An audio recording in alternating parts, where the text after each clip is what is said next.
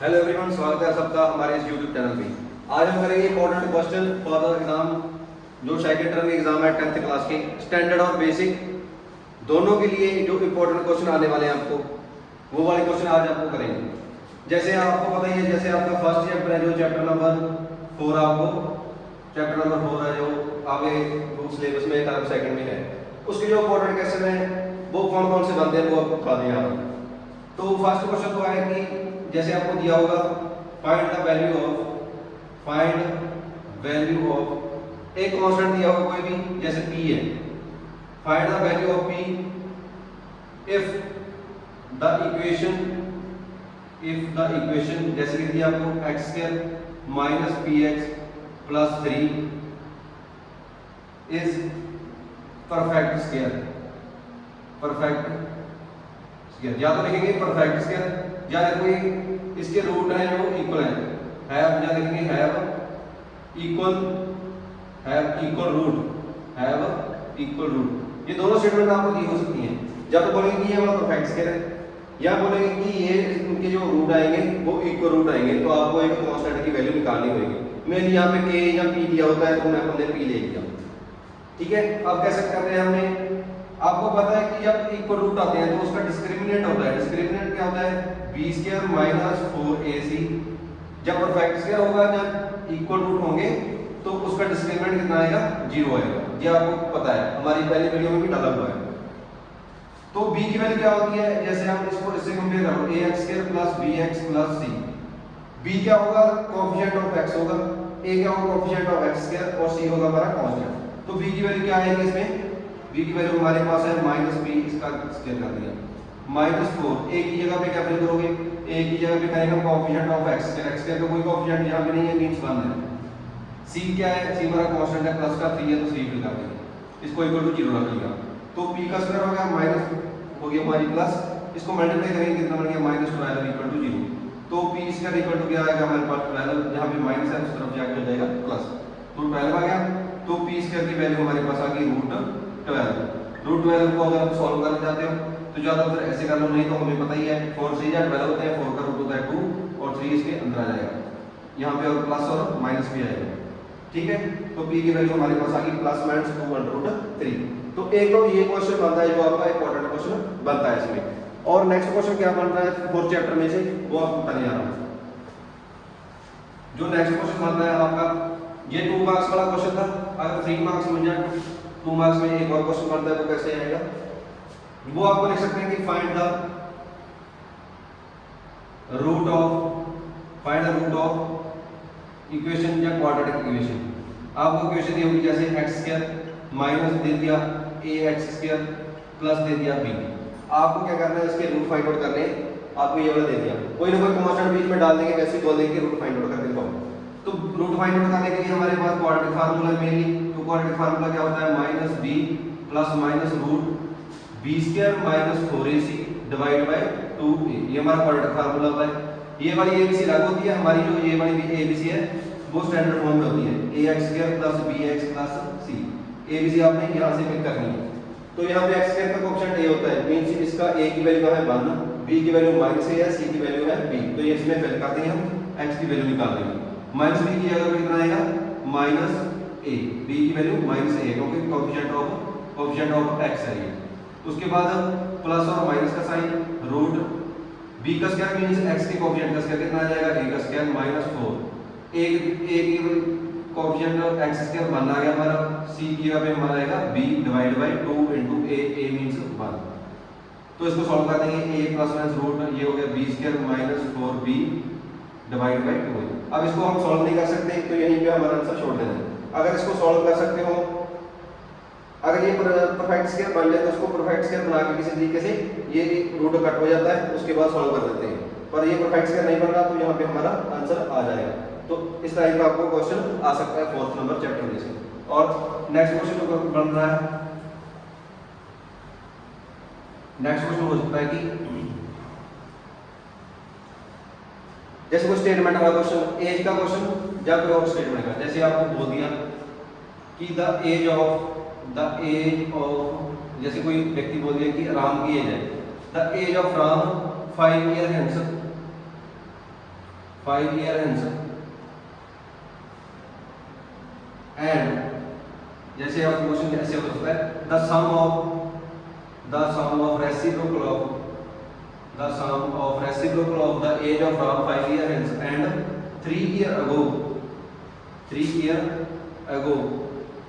is 13 point जैसे आपके पास लिख दिया 40। तो इस टाइप का क्वेश्चन भी आपको स्टेटमेंट में आप मिल सकता है क्योंकि एज के रिलेटेड इस चैप्टर में क्वेश्चन बनते हैं। तो क्या लिखा है the sum of the reciprocal of the age of the Ram 5 year hence। 5 year hence का मीनिंग होता है कि आज के 5 साल बाद, और 3 year ago का मींस आज से 3 साल पहले।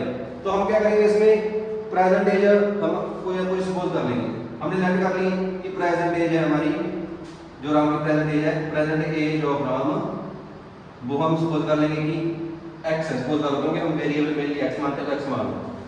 अब उसका क्या 5 ईयर हेंस कितना हो जाएगा, 5 ईयर हेंस होगा जो कि आज के 5 साल बाद, 5 साल बाद कोई भी व्यक्ति बड़ा हो जाता है, 5 साल बड़ा हो जाएगा। तो अगर आज एक x साल का है तो x + 5 का हो जाएगा। 3 ईयर अगो कितना हो जाएगा, 3 ईयर अगो हो जाएगा x - 3। तो अब आपको स्टेटमेंट में क्या बोला है कि इसका सम करना है, किसका सम करना है, रेसिप्रोकल का। रेसिप्रोकल का मींस इसको उल्टा करना, इसका रेसिप्रोकल करो इसका, तो इसका रेसिप्रोकल है x + 5, उसमें क्या करना है, उसका सम करना है दूसरे रेसिप्रोकल से, उसको इक्वल रखना है 13/14 से ऐसे। तो इसके बाद क्या करोगे आप, इसके बाद हम एलसीएम ले लेंगे, उसके बाद इक्वेशन बन जाएगी, फिर हमारा एज जो है कि x की वैल्यू निकल आएगी। तो एलसीएम कैसे निकल लेते हैं, तो इसमें एलसीएम तो वैसे कोई आ नहीं रहा है, कोई वेरिएबल है, तो आप इसको इससे मल्टीप्लाई कर दो, इसको इससे मल्टीप्लाई कर दो, तो कितना बनेगा x - 3, यहाँ पे प्लस की वैल्यू, इसको इससे मल्टीप्लाई करेंगे तो x + 5 यहाँ पे आ जाएगा, नीचे वाले आप उसमें मल्टीप्लाई करेंगे,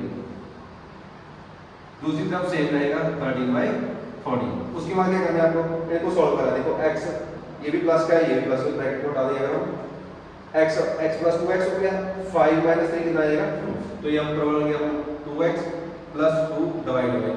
अब इसको मल्टीप्लाई कर दो, क्या बन जाएगा, ये x² और उसके बाद बन जाएगा हमारा प्लस 2x - का 15 = 13/14। इसको मल्टीप्लाई करोगे तो ये वाला बन जाएगा। उसके बाद क्या करना है, हमने क्रॉस मल्टीप्लाई करना है इक्वेशन बन, तो क्रॉस मल्टीप्लाई करेंगे, तो इसको मल्टीप्लाई करेंगे तो 14 यहाँ पे इससे मल्टीप्लाई हो जाएगा, और वो 13 है वो इससे मल्टीप्लाई हो जाएगा। अब मल्टीप्लाई कर देंगे 28x आ गया, जैसे 28 इक्वल टू, इसको मल्टीप्लाई करेंगे 13x² + 26x, इसको इससे मल्टीप्लाई कर देंगे, जैसे ये बनेगा हमारा -195 इतना बन गया।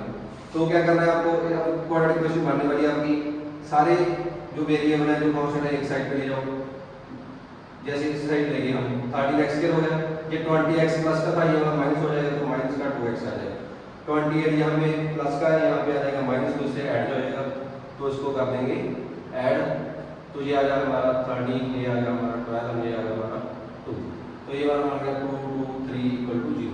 अब आपको निकालना आता है इसके क्वाड्रेटिक फार्मूला यूज करके आप x की वैल्यू निकाल दोगे। तो इस टाइप का क्वेश्चन एक बनता है इस चैप्टर में से। और नेक्स्ट चैप्टर में हम करेंगे 5th चैप्टर एबी। तो एबी में से कौन कौन से क्वेश्चन जो इंपॉर्टेंट है वो मानते हैं आपके चैप्टर में से। तो 5th चैप्टर में 2 मार्क्स का क्वेश्चन बनता है, एक बनता है 4 मार्क्स का क्वेश्चन। तो 2 मार्क्स में आपको क्या आ सकता है, 2 मार्क्स में आपको आ सकता है, जैसे आपको a n गिवन दे दिया कि नंबर ऑफ टर्म है यो n की फॉर्म में गिवन दे दी, जैसे 3n - 5 दे दी। एक बात याद रखना, जो a n होगी हमेशा इस फॉर्म में ही होगी, कौन सी फॉर्म में, a n + b, n का नंबर ऑफ टर्म होगी, जहां तो कांस्टेंट होगी, प्लस का भी हो सकता है, b माइनस का हो सकता है, तो हमेशा लीनियर आएगी आपको, जो a b जो n टर्म होगी उसकी लीनियर में होगी, मींस n की डिग्री हमेशा 1 होगी उसमें, और एक कांस्टेंट हो सकता है साथ में एक उसके साथ कोएफिशिएंट हो सकता है। तो इसमें आपने क्या निकालना हो सकता है, आपको पूछने की कॉमन डिफरेंस निकालो इसका, आपको कॉमन डिफरेंस पूछ सकते हैं, या आपको बोल सकते हैं कि Sn निकालो कि Sn कितना आएगा। तो ये वाले क्वेश्चन कैसे करते हैं हमने, तो a n हमें दिया हुआ है, मींस n टर्म दी हुई है, तो यहाँ पे फिल कर करके हम ab बनाएंगे पहले। ab में फर्स्ट टर्म कितनी होती है हमारी a1, तो यहाँ पे 1 फिल कर दिया, तो यहाँ पे 1 फिल करो, 3 × 1 - 5, तो कितना आ गया, माइनस का 2 आ गया, फर्स्ट टर्म हमारी आ गई a1 = -2। अब हम a2 निकालेंगे, तो n की जगह पे क्या पुट करेंगे 2, तो यहाँ पे 2 पुट कर दिया, 3 × 2 - 5, तो कितना बन गया, ये 6 - 5 1 बन गया, तो a2 भी आ गया हमारा। उसके बाद a3 कैसे निकालेंगे, यहाँ पे 3 फिल कर दो, ये 9 हो गया, -5 ये हमारा आ गया 4, तो हमारी a भी बन गई फर्स्ट टर्म उसमें आएगी -2, सेकंड टर्म आएगी उसमें 1 और थर्ड टर्म आएगी 4। तो इसमें कॉमन डिफरेंस आपको पता चल रहा है कितने कितने का है, +3 का है। नहीं पता तो कैसे निकालते हैं, सेकंड टर्म में से फर्स्ट टर्म निकाल दो, सेकंड टर्म लेंगे उसमें से माइनस कर दो फर्स्ट टर्म, और माइनस माइनस हो गया प्लस, तो ये हो गया 1 + 2 = 3। नहीं तो ऐसे करो, थर्ड में से सेकंड निकाल दो, थर्ड में से सेकंड निकालेंगे सीधा आपका 3 आ जाएगा। तो कॉमन डिफरेंस पूछ सकते हैं, कॉमन डिफरेंस हमने ऐसे निकाल दिया। या फिर क्या पूछेंगे आपको, Sn पूछेंगे। तो Sn का फार्मूला क्या होता है हमारे पास, n/2, उसके बाद होता है 2a + n - 1 × d। ये तो हमारा जो जनरल फार्मूला है। आपको दोनों फार्मूले तो आने ही चाहिए, अगर आपको नहीं भी क्वेश्चन आता, अगर आप फार्मूला लेके आते हो तो 1 मार्क्स आपको फार्मूले का ही मिलेगा। तो an का फार्मूला नोट करना क्या होता है, a + n - 1 × d। ये n टर्म का है और ये वाला है हम nth टर्म के सम का फार्मूला। ये टर्म का फार्मूला है, ये उसके सम का फार्मूला है। तो Sn निकालना है हमने, n की जगह पे तो n ही रहेगा क्योंकि Sn नहीं, हमें n नहीं पता कौन सा है, तो n को n ही रहेगा। हमने क्या निकाल रखा है, a निकाल रखा है। a की वैल्यू कितनी है, -2, तो यहाँ पे -2 फिल कर देंगे तो ये हमारा हो जाएगा -4 प्लस n की जगह फिर वही रखना है, d हमने कितने निकाला था 3, तो ऐसे निकाल सकते हो। तो ये हो गया n/2 -4 + 3n - 3, तो ये हमारा सॉल्व करके आ जाएगा n/2, उसके बाद आ जाएगा 3n - 7, तो ये हमारा आंसर आ गया Sn। तो इस टाइप का क्वेश्चन बनता है कि an दिया हो और Sn हमको निकालना हो, या आपको कॉमन डिफरेंस बोल सकते हैं, या आपको कि a भी बोल सकते हैं, कैसी आएगी। तो अगर आपको वैसे तो टर्म पूछे, अगर 10 टर्म पूछ ली तो यहाँ पे 10 फिल कर दोगे तो ये वाला 10 टर्म आपकी आ जाएगी। एक तो ये 2 मार्क्स का क्वेश्चन बनता है। एक क्या बनता है कि आपको Sn नहीं गिवन हो, means sum of the n term given हो, तो वो कैसे करेंगे उसकी ट्रिक बताऊंगा आपको। तो Sn अगर आपको Sn गिवन हो तो Sn हमेशा गिवन होगा स्क्वायर और n की फॉर्म में। कैसे स्क्वायर और n की फॉर्म में, इस टाइप का होगा an² + bn, मींस यहाँ पे कोएफिशिएंट होगा, इसका कोएफिशिएंट होगा, कोई सिंगल टर्म नहीं होगी, कांस्टेंट टर्म नहीं होगी। Sn हमेशा ऐसे ही गिवन होता है कि n का स्क्वायर का कोएफिशिएंट होता है, एक n का होता है। जैसे सपोज कर लो आपको दिया है 3n² - 2n, ये वाला हमारा Sn गिवन दिया हुआ है। आपको क्या करना है, a b बना के दिखानी है, कॉमन डिफरेंस निकाल के दिखाना हो सकता है। इस ऐसे क्वेश्चन आता है जहां आपको बोल सकते हैं कि इसकी 15th टर्म निकाल के दो, कोई भी टर्म आपको क्या बोल सकते हैं, या तो निकालो कॉमन डिफरेंस, ठीक है, और या निकालो इसकी फर्स्ट टर्म, या a b बना के दिखाओ, या फिर क्या बोल सकते हैं कि इसकी जैसे कोई 15th टर्म निकाल दो, 15 बोल सकते हैं, कोई बोल दो, आप ज्यादा नहीं कर ही लोगे जो भी होगा। तो ये वाले क्वेश्चन इससे बनते हैं। आपको ओनली गिवन क्या दिया है, ये वाला आपको निकालनी होती है common difference, first term a b, या फिर कोई भी एक स्पेशल टर्म। तो कैसे करते हैं, आपको एक चीज याद रखनी है, जो S1 होता है वो हमारा फर्स्ट टर्म होती है a, ये आपको याद रखना है। जो S2 होती है वो होती है हमारी 2a + d। ये दोनों आपने अपने माइंड में बिठा के रखनी है, क्योंकि इस टाइप का क्वेश्चन ज्यादा इंपॉर्टेंट है, ये पेपर में आ सकता है, 100% इसके चांस है। तो क्या करना है आपको, S1 का मीनिंग है n की जगह 1 फिल करोगे तो वो a की वैल्यू आएगी, जब 2 फिल करोगे तो 2a + d की वैल्यू आएगी। तो कैसे करेंगे हम, तो फर्स्ट ऑफ ऑल क्या करेंगे, यहाँ पर n की जगह पे 1 फिल कर दो, n की जगह 1 फिल किया तो कैसे बन गया 3, 1 का स्क्वायर -2 × 1, तो ये हमारा बन गया 3 - 2 = 1। तो S1 हमारा ये आ गया। आपको बोला था S1 क्या होता है, a होता है, तो इट मींस हमारा फर्स्ट टर्म तो आ गई 1। अगर आपको फर्स्ट टर्म नहीं पूछा तो यहाँ पे आपका क्वेश्चन खत्म हो जाएगा। अगर आपको पूछा है कि कॉमन डिफरेंस निकालो, फिर क्या करेंगे हम, S2 भी निकालेंगे। तो S2 कैसे निकालना है, n की जगह पे 2 फिल करना है, यहाँ पे 2 फिल कर दो, यहाँ पे 2 फिल कर दो, यहाँ पे 2 फिल कर दो, तो ये हमारा आ जाएगा 3, 2 का स्क्वायर -2 × 2, तो ये हो जाएगा 4, 4 3 हो गया 12, ये हमारा हो गया 4, तो हमारी कितनी आ गई है 8। तो S2 की वैल्यू कितनी आ गई 8। बट आपको बताया हुआ है कि S2 की वैल्यू क्या होती है, 2a + d होती है, तो इट मींस 2a + d की वैल्यू हमारे पास आ गई d। बट हमने a तो निकाल रखा है पहले, a क्या हमारा 1, तो यहाँ पे 1 से निकाल दो, d की वैल्यू आ जाएगी 2 × यहाँ पे आ गया 1 + d = हमारा 8, तो d की वैल्यू हमारी आ जाएगी 6, 2 यहाँ पे जाएगा माइनस और d की वैल्यू 6 आ गई। तो कॉमन डिफरेंस निकाल लो, ये भी हो गया, और आपको फर्स्ट टर्म पूछो, ये भी हो गया। अगर आपको a b क्रिएट कर दिया तो सिंपल सी बात है, फर्स्ट टर्म आ गई आपके पास, d आ गई, तो कैसे निकालोगे, ऐड करके निकालोगे। फर्स्ट टर्म कैसे आएगी, 1 उसमें 6 ऐड कर दो, 7 6 ऐड कर दो, 13, ये हमारी a b बन जाएगी। अगर आपको पूछा है कि a15 तो निकालो, तो a15 या a16 जो भी बोलो कैसे निकालेंगे, a15 क्या निकालेंगे हम, a+ इसमें से 1 माइनस करो तो 14 रहेगा, 14d इसमें फिल करना है। इसका फॉर्मूला होता है ऐसा लिखा ना, हमने लिखा है ये वाला, इसमें n की जगह 15 फिल करो, 15 निकाली है, 14 निकाली है, 14 फिल करो। a की वैल्यू हमने ऑलरेडी निकाल रखी है यहाँ पे 1, प्लस 14 इंटू 6, तो इसको सॉल्व करोगे हमारा ये A15 भी आ जाएगा। तो इस टाइप का क्वेश्चन एक बनता है आपको 3 मार्क्स में या 4 मार्क्स में।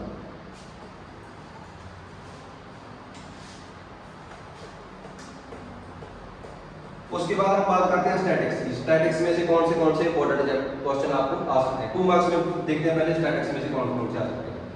तो स्टैटिक्स मींस अपना चैप्टर नंबर 40, इसमें से कौन से क्वेश्चन आपको आ सकते हैं।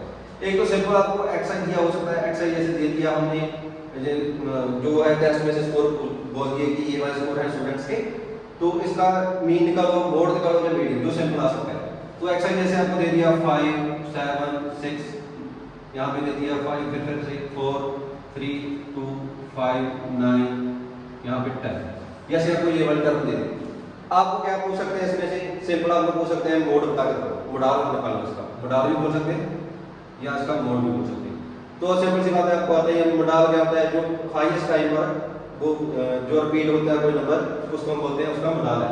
तो रिपीट देखो कौन सा होता है, जैसे 7 कितनी बार है, कोई बात नहीं है, 5 फर्स्ट सेकंड 3 बार है, और 6 भी नहीं है, तो 3 बार कौन रिपीट हुआ है 5, तो 5 इसका मोडाल आ जाएगा। एक बात आपने और याद रखनी है, मोडाल एक से ज्यादा आंसर भी आ सकते हैं, बट मीन और मीडियन हमेशा एक यूनिक आंसर आता है। बाकी सारे क्या आते हैं, वो जो मोडाल है वो ज्यादा भी आ सकता है, एक आंसर भी आ सकता है, 2 भी 3 भी 4 भी ऐसे आंसर आ सकते हैं, बट जो मीडियन और मीन का होता है वो हमेशा आंसर सिंगल आता है। तो ऐसे मोडाल पूछ सकते हैं आपको। जहां आपको पूछ लिया कि मीडियन निकालो इसका, तो सिंपल मीडियन कैसे निकालते हैं, पहले इसको असेंडिंग या डिसेंडिंग ऑर्डर में कर लेते हैं। असेंडिंग या डिसेंडिंग ऑर्डर में क्या मीनिंग है कि सबसे पहले छोटी टर्म ले लो, फिर उससे बड़ी लिख लो, फिर उससे बड़ी, फिर उससे बड़ी, जैसे 5 3 का मैं 3 टर्म ले लो, फिर उससे बड़ी क्या आएगी 6 आ जाएगी, जैसे उसके बाद 7, उसके बाद 9, उसके बाद 10। तो ये हमने ले ली, सीक्वेंस में ले ली। अब आपने क्या करना है, मीडियन में क्या होता है कि मिड वाली टर्म निकालनी है, बीच वाली टर्म निकालनी है। कितनी टर्म है, 1 2 3 4 5 6 7 8 9 10 टर्म है। जैसे अब 10 में जब मिड वाली तो आती है, मिड में क्या आएंगी 2 टर्म आएंगी, तो 4 टर्म यहाँ पे छोड़ो, 4 टर्म यहाँ पे छोड़ो, क्या आ गई बीच में 5 आ गई। तो मीडियन कैसे निकालेंगे, जो 2 टर्म आ गया आपके, दोनों को ऐड कर दो, 2 से डिवाइड कर दो, तो कितनी आ गई 10/2, कट करेंगे तो 5 आंसर है। अगर सिंगल टर्म भी बीच में आ रही है तो वही आपका आंसर हो सकता है। जैसे ये 1 2 ना होगा तो कौन सी आती, हमारी टर्म कितनी आती 9 टर्म आती, तो 4 यहाँ पे छोड़ दे, 4 यहाँ पे छोड़ दे, बीच में कौन बच जाता, वो हमारी मीडियन आ जाता है। तो एक ऐसा बात करता है आपको क्वेश्चन। तो एक और क्या है, इसमें से ही आपको बोल सकते हैं कि मीन निकालो। ऐसा सिंपल डाटा देके आप क्या बोल सकते हैं कि इसका मीन निकाल के दो। तो इसका मीन निकालने के लिए क्या करते हैं, सबको ऐड करके उसको नंबर ऑफ टर्म से डिवाइड करते हैं, जो सिंपल होता है सबसे, कि सबको ऐड कर दो, जैसे सबको ऐड कर दिया ऐसे, टोटल नंबर ऑफ टर्म कितनी सी 10, तो 10 से डिवाइड कर देंगे, वो हमारा क्या आ जाएगा मीन। तो 2 मार्क्स क्वेश्चन तो ये बन सकता है। यहाँ पर ये क्या कर सकते हैं, आपको मीन दे सकते हैं इसका, कि ये वाला डाटा दिया हुआ है, यहाँ पे हमने 9 दिया है, x दिया, इसका जैसे मीन दे दिया आपको पहले ही कि इसका मीन है जो 7.3 है, इसको आपने ऐसा कुछ बोल दिया कि मीन आपको दिया हुआ है 7.3, ये वाला डाटा दिया हुआ कि x की वैल्यू निकाल के दो, तो 9 दिएगा, क्या करोगे आप x रख लोगे। अब x की वैल्यू निकालनी है तो मीन की वैल्यू दी हुई है, ऑब्वियसली इसको यहाँ पे इसके इक्वल रख देंगे। तो क्या करना है आपको, इसको सॉल्व करना है, सिंपल सॉल्व क्या हो जाएगा, जो टर्म है उसको ऐड कर दो, प्लस x हो जाएगा, ये 10 हो जाएगा, वहां पे मल्टीपल हो जाएगा, तो x की वैल्यू आपकी यहाँ से आ जाएगी। तो दूसरा क्वेश्चन से कौन सा बनता है, जो 2 मार्क्स में क्वेश्चन आ सकता है उसके बारे में बताइए। तो सेकंड क्वेश्चन आपको बन सकता है कि जैसे आपको कोई इंटरवल दे दिया, कंटिन्यूस आपको इंटरवल दिया हुआ है, जैसे यहाँ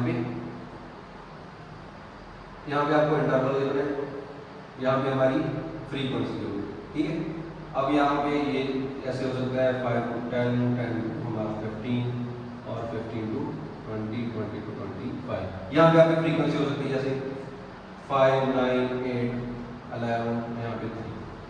तो एक यहाँ से क्वेश्चन क्या बन सकता है आपको, एक तो मोड का क्वेश्चन बनता है, जो मोड के आपको पूछ सकते हैं कि इसकी मोडाल क्लास कौन सी है, मोडाल क्लास कौन सी, मोडाल क्लास कौन सी होती है, जो सबसे हाईएस्ट होती है उसकी जो क्लास होगी उसको बोलेंगे हम मोडाल क्लास। तो इसमें हाईएस्ट नंबर फ्रीक्वेंसी में कौन सा है 11 के सामने कौन सी क्लास है 15 से 20, तो ये हमारी मोडाल क्लास है। आपको पूछ सकते हैं कि मोडाल क्लास की लोअर लिमिट क्या आ रही है, तो मॉडल क्लास आप जैसे अपने ऐसे निकालोगे तो उसकी लोअर लिमिट का मीनिंग है उसका छोटे वाला नंबर कौन सा है, तो लोअर लिमिट जैसे इसमें पूछा होता है कितना निकाल देते हैं हम 15 निकाल देते हैं।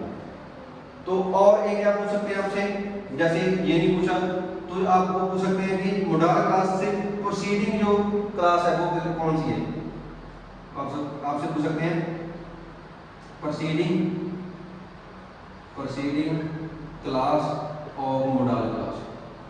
मॉडल क्लास से प्रोसीडिंग का मीनिंग है कि उससे आगे वाली जो है जो ये वाली हमारी आ जाएगी, उससे पहले वाली जो हमारी क्लास आती है उसको हम बोलते हैं प्रोसीडिंग क्लास, मॉडल क्लास की प्रोसीडिंग ऐसे बोल सकते हैं।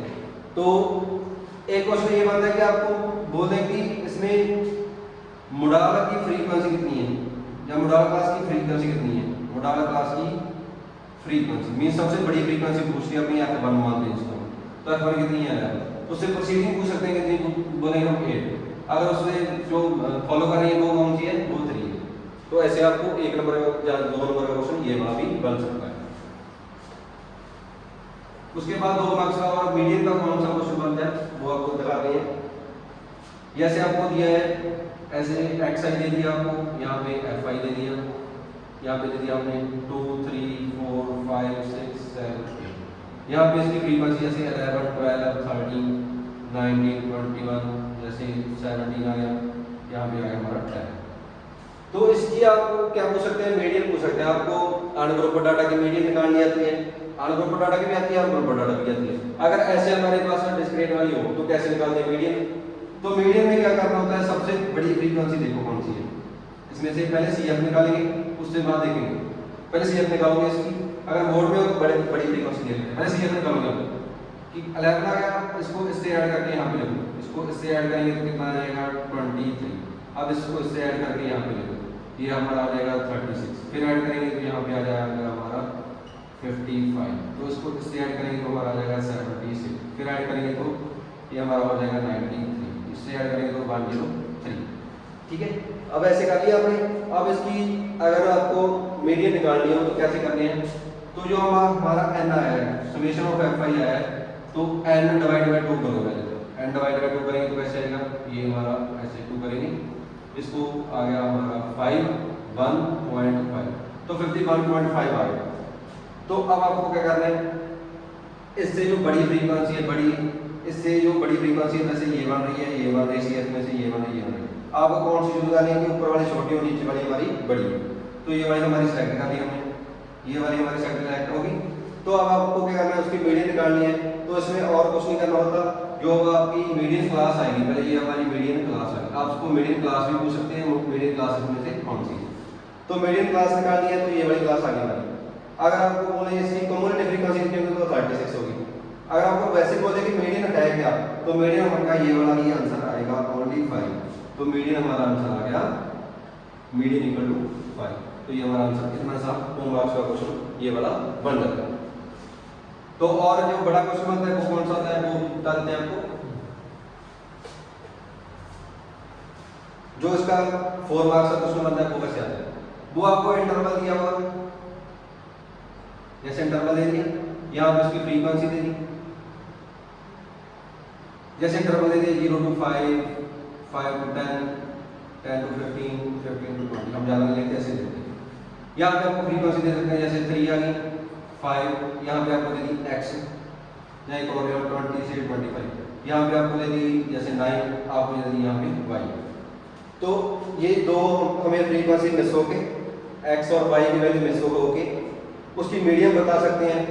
जैसे आपको मीडियन बता दी, इसकी मीडियन है, जैसे आपको बोला कि इसकी मीडियन 11 है, आप x और y की वैल्यू निकालो।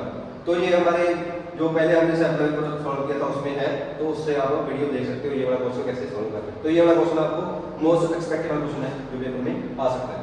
इसके अलावा जो क्वेश्चन बनता है कि यहाँ पे लेस देन या मोर देन टाइप का हमें डाटा दिया होता है, तो इसमें जैसे आपको दिया है मोर देन, जैसे मोर देन 0 दे दिया, मोर देन 4, जैसे मोर देन 8, ऐसे आपको मोर देन 12, मोर देन 16, यहाँ पे आपको फ्रीक्वेंसी दी होगी। फ्रीक्वेंसी कैसे दी होगी, जैसे यहाँ पे देख लो आपको 5, यहाँ पे 9, 11, 13, यहाँ पे हमारे पास 20, ऐसे फ्रीक्वेंसी आपको दी हो सकती है। तो ऐसा डाटा देख के आपको क्या निकालने के लिए बोल सकते हैं, जैसे मोड निकालने के लिए बोल सकते हैं, और या फिर मीडियन निकालने के लिए या फिर हमें मीन निकालने के लिए ये वाला डाटा देके हम पूछ सकते हैं। ये 4 मार्क्स का क्वेश्चन बनता है। तो इसको कैसे करना है, पहले इसको इंटरवल की फॉर्म में मींस ग्रुप डाटा की फॉर्म में कन्वर्ट करना होता है। तो पहले जैसे ये मोर देन 4 है, मोर देन 0 है, मोर देन 4 कितने का गैप हमारा है 4 का, तो आपको इंटरवल बनाना होता है। जैसे 0 से पहले 0 से कॉपी है, 0 से 4 बन गया, 4 से हमारा 8, 8 से हमारा 12 और 12 से हमारा 16 और 16 से हमारा 20, ये वाला इंटरवल बना दिया। अब आपने क्या करना होता है, फ्रीक्वेंसी अगर मोर देन 5 मिनट की हो तो यहाँ से शुरू करना होता है। यहाँ पे 5 लिख लो, ये वाला नंबर ऊपर वाले से माइनस करो, ये वाला ऊपर वाले से माइनस करके कितना आंसर आ गया 4, तो यहाँ पे लिख दो 4। इसी तरीके से इसको इससे माइनस करके आंसर आ गया जो हमारा लिख दो यहाँ पे 2, इसको इससे माइनस करके यहाँ पे लिख दो हमारा जैसे 2 आ गया, इसको इससे माइनस करेंगे तो कितना आंसर आएगा 7। तो ये आपका सिंपल क्वेश्चन बन जाता है। यहाँ पे हमारा इंटरवल, यहाँ पे फ्रीक्वेंसी, इसका जो भी चीज बोले आपको मीडियन बोले चाहे मीन बोले चाहे मोडाल बोले, तो ऐसे आप निकाल सकते हैं। मोडाल का आपको पता ही है, हमने वीडियो भी डाला हुआ है कि बड़ी फ्रीक्वेंसी चेक करेंगे इसमें से, जैसे इसमें बड़ी फ्रीक्वेंसी क्या आ रही है 7 आ रही है, तो उससे प्रोसीडिंग फ्रीक्वेंसी क्या लेंगे हम, यहाँ पे हमारा f1 आ जाएगा, यहाँ पे हमारा f2, क्योंकि प्रोसीडिंग फ्रीक्वेंसी नहीं है तो f0 को क्या लेंगे 0 लेंगे, तो इससे मोड निकाल सकते हैं। अगर मीडियन निकालनी तो क्या करेंगे हम CF निकालेंगे, इसका 7 ऐड करके, ऐसे आपको पता है। अगर इसकी मीन निकालनी हो तो मीन का क्या करेंगे, दोनों को ऐड करके xi निकालेंगे पहले, फिर उसको मल्टीप्लाई xi fi, तो आपको ये वाला मेथड भी आता होगा, डायरेक्ट मेथड से हम उसका मीन निकाल लेंगे। तो अगर ऐसा क्वेश्चन होता है आपको तो ऐसे कुछ सॉल्व करना होगा। उसके बाद क्या है हमारा चैप्टर नंबर, अब हम चैप्टर नंबर करेंगे, चैप्टर हमारा है 10, सर्कल के जो रिलेटेड है, टेंजेंट के रिलेटेड है उसका। तो चैप्टर नंबर 10 में से क्या क्या क्वेश्चन आ सकते हैं आपको, जैसे आपको आ सकता है एक तो मेन थ्योरम जो दी हुई है आपको, वो थ्योरम आ सकती है। जैसे आपको दिया हुआ है स्टेटमेंट दी होगी, the magnitude of tangent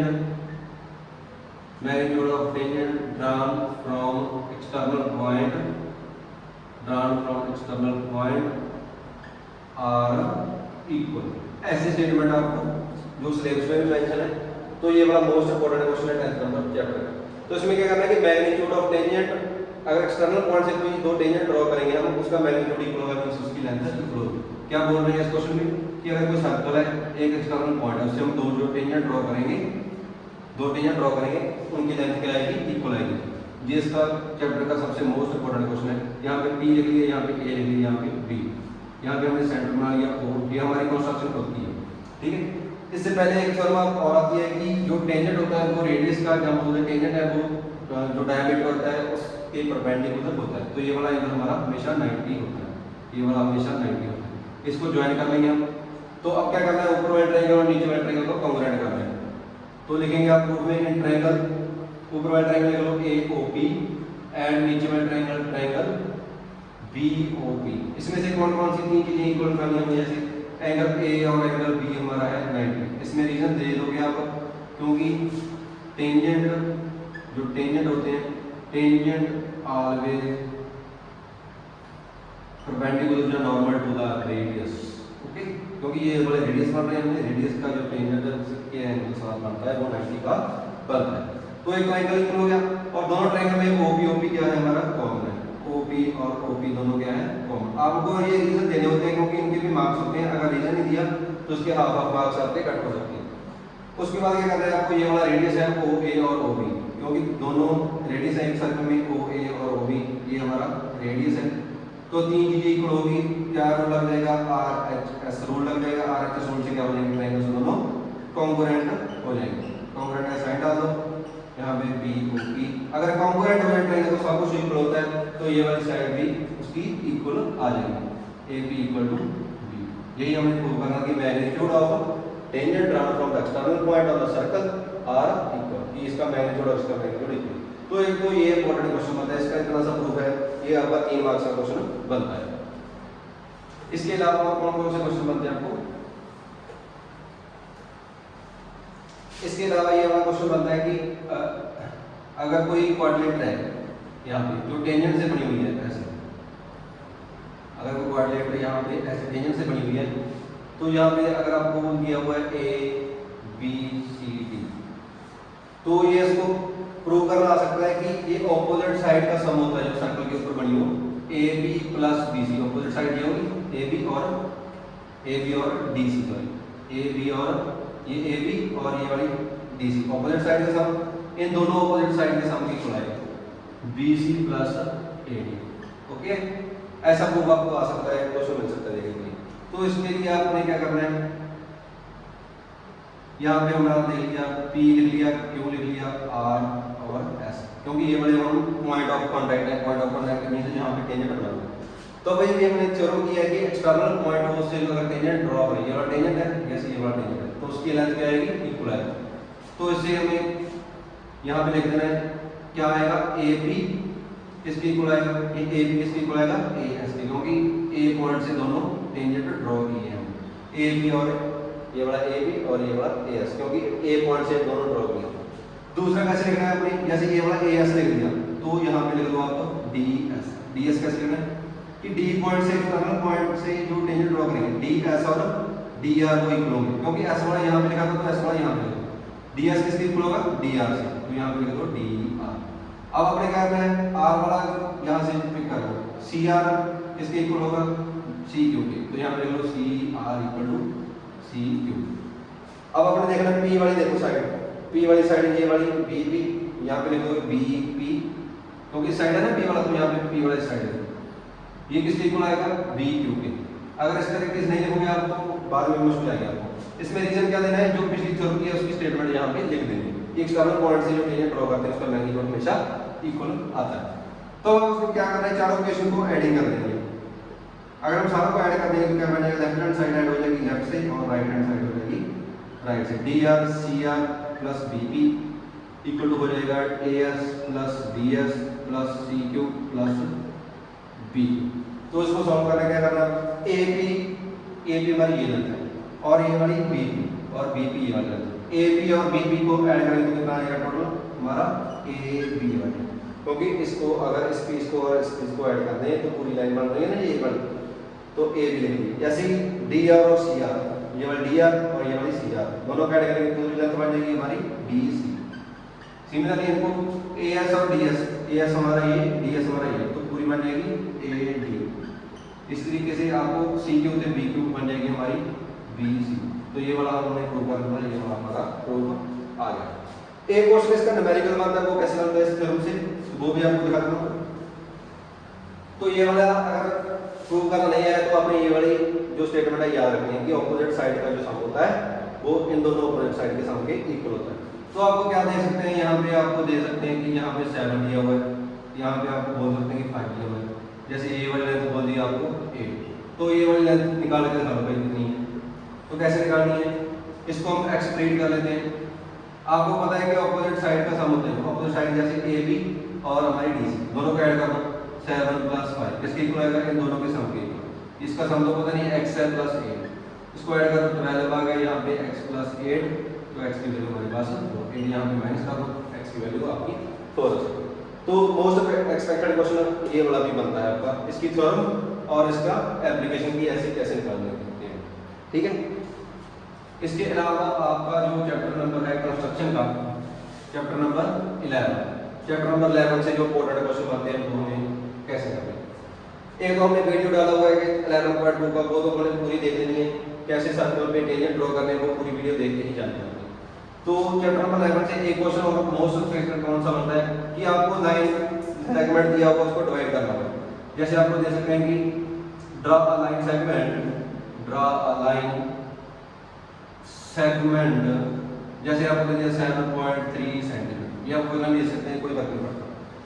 and divide it into ratio, divide it into ratio, जैसे आपको रेशियो दे दी 3:5, ऐसे आपको रेशियो देंगे एक लाइन सेगमेंट की लेंथ देते हैं। तो आपने कैसे कंस्ट्रक्शन करनी है इसकी, सबसे पहले आप लाइन ड्रॉ करोगे जो आपको दी हुई है। तो लाइन सेगमेंट हमने ड्रॉ कर लिया A B, जितना भी दिया होगा, जैसे 7.3 7.3 आपने रोलर से मेजर करके यहाँ पे 7.3 की एक लाइन सेगमेंट लगा दिया। उसके बाद क्या करना है आपने, आप बस फिक्स रखो कि यहाँ से 60 का एंगल ब्लॉक होगा, उससे यहाँ से खोल के कितनी मर्जी खोलो यहाँ पे, और फिर उसके बाद अपनी खोल के रखे यहाँ पे और यहाँ पे कट कर दो। तो ये वाला हमारा एक्यूट एंगल पे एक लाइन बन गई। सिमिलरली यहाँ पे 60 का एंगल बना के एक आपने ऐसे ड्रॉ कर दिया। ये दोनों लाइन इनफाइनाइट तक ड्रॉ करते काफ़ी लंबी कर लो। उसके बाद क्या करना है, आपने ये वाला देखना है रेशो कितनी है, 3 और 5। ये 3 दी हुई है तो आपने अपने कंपास को जितना मर्जी खोल लो, 3 आर्क ड्रॉ करनी है। यहाँ से रख के पहले आर्क यहाँ पे 1, फिर यहाँ पे रख के अपनी 2 और फिर यहाँ पे रख के हमारी 3। ये वाली उतनी ही खोल के रखनी है, कोई ज़्यादा कम नहीं करनी है। हम यहाँ पे थोड़ी सी वही यहाँ पे रख के हमने 5 आर्क ड्रॉ करें, 1 2 3 4 5।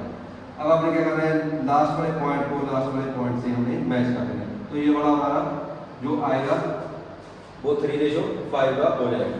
तो आपने प्रूव करना है तो कैसे करना है, जस्टिफाई कैसे करना है। तो इस ट्रायंगल और इस ट्रायंगल में से देखो, ये वाला एंगल 60 का बनाया हुआ है हमने, ये वाला 60 बनाया है। तो लिखोगे इन ट्रायंगल, जस्टिफिकेशन लिखना है इन ट्रायंगल ए, यहाँ पे हम CD कर लेते हैं, यहाँ पे हम जैसे हमने A3 मान लिया, यहाँ पे हमारा B5 मान लिया। तो क्या लिखोगे, triangle AC A3 and triangle नीचे वाला ट्रायंगल BCB5 दो ट्रायंगल है। अब देखो इसमें से एंगल A और एंगल B है वो इक्वल है क्योंकि बाय कंस्ट्रक्शन है, वो तो हमने ऑलरेडी आपको खुद ही बनाया है। और ये वाला एंगल और ये वाला एंगल क्या है, वर्टिकली अपोजिट एंगल। तो इसको 1 मान लो, इसको 2 मान लो, एंगल 1 इज इक्वल टू हमारा एंगल 2। तो दो एंगल इक्वल हो गए, ये वाला इसका नीचे दे देंगे vertically opposite angle. Vertically opposite ऐसे होते हैं कि इसके सामने वाला एंगल ऐसे दो लाइन कट करेंगे। दो एंगल इक्वल हो गए तो वो सिमिलर होगी, अगर सिमिलर होगी तो उसकी रेशो इक्वल आएगी साइड से। साइड की रेशो कैसे, तो AC डिवाइड बाय BC वो किसकी इक्वल आएगी, A3 डिवाइड बाय हमारा B5। तो AC डिवाइड बाय BC, यहाँ पे हमारा कितना है A3 कितने हमने यहाँ पे गए थे 3 जोड़ के, ये वाले कितने गए थे 5, 3/5 हमारा ऐसे आंसर आ जाएगा। तो ये आपको मोस्ट इंपॉर्टेंट क्वेश्चन करवाए हैं आपके, जो इजीएस्ट चैप्टर है जिससे आप करके पास हो सकते हो, वो वाले चैप्टर आपको करवाएंगे। इनको जरूर देखिए और एक बार जरूर देखना, अगर नहीं समझा तो 2 बार जरूर देखिए। Thank you very much.